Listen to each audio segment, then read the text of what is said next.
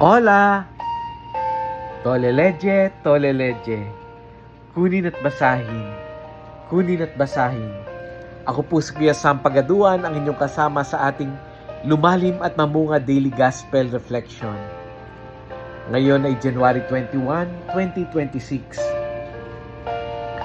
Ang mabuting balita ng Panginoon ayon kay San Marcos, chapter 3, verse 1 to 6.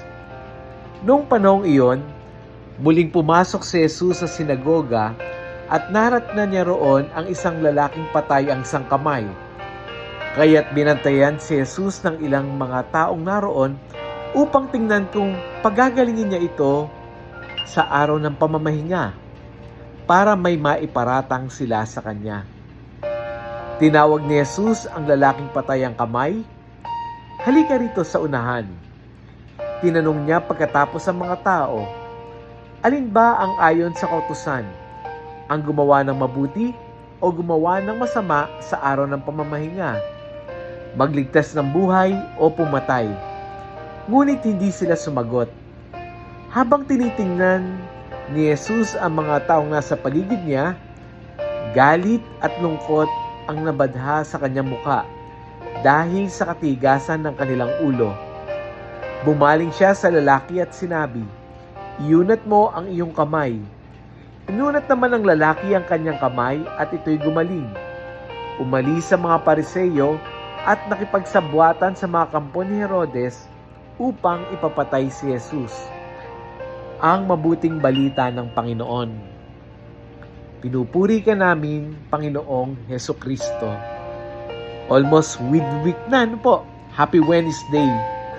Sa gospel natin ngayon, pumasok si Jesus sa sinagoga during Sabbath day. Alam natin na syempre pag Sabbath, bawal magtrabaho.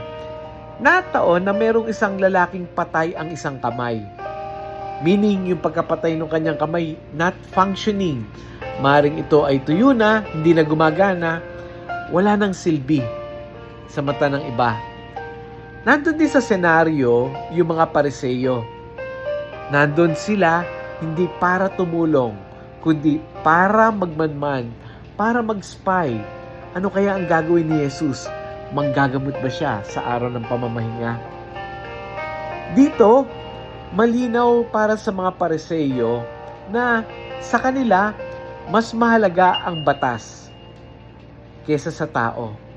Pero kay Jesus, mas mahalaga ang buhay kaysa sa mga batas at patakaran. Kaya ginawa ni Jesus, pinatayo niya yung lalaki sa gitna. Hindi siya nagpapagamot ng patago. No? Hindi sinikret ni Jesus kahit araw ng pamamahinga. Inilantad niya yung lalaking tuyo yung kamay. Tapos tinanong niya yung mga tao, alin ba ang dapat na gawin sa araw ng pamamahinga? Ang gumawa ng mabuti o ang gumawa ng masama? Pero anong sagot nila? Wala. Tahimik lang. Tahimik yung mga Pariseyo, pero sa katahimikan nila ay naroon ang matigas ang puso.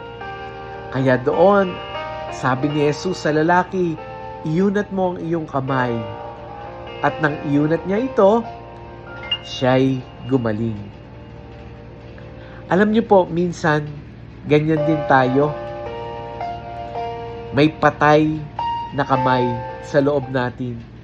May bahagi ng ating kalooban ng patay. Walang pakiramdam.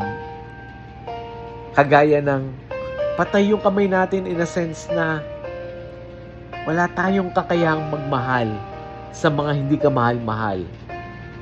Patay yung kamay natin tuwing wala tayong gana sa panalangin.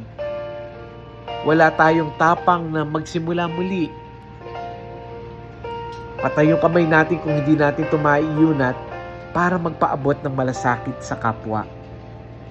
At minsan, mas pinipili nating sundin yung nakasanayan na natin kaysa sa makaramdam uli.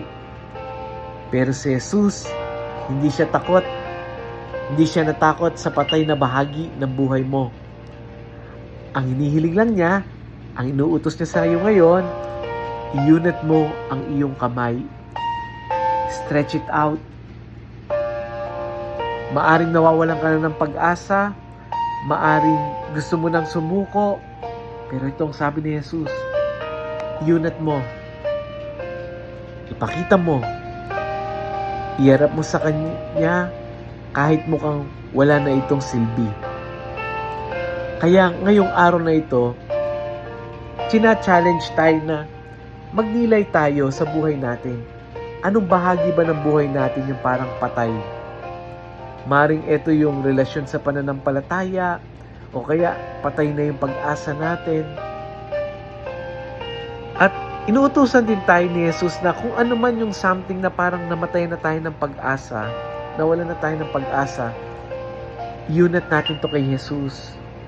Iharap natin to kay Jesus sa pamamagitan ng panalangin, sa pamamagitan ng katahimikan at katapatan.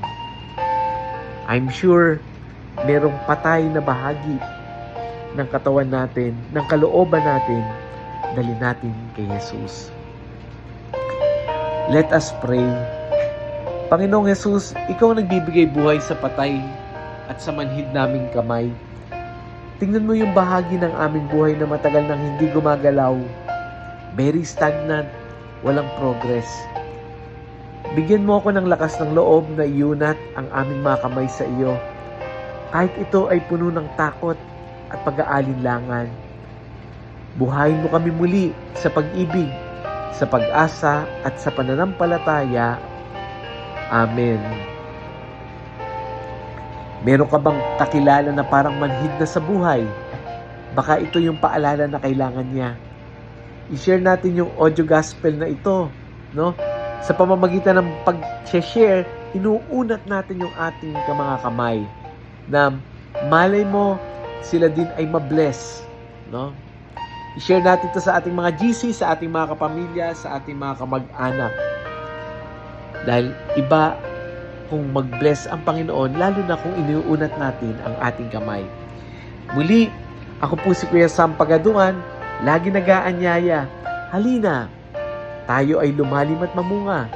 Lumalim sa pananampalataya at mamunga na mabubuting gawa.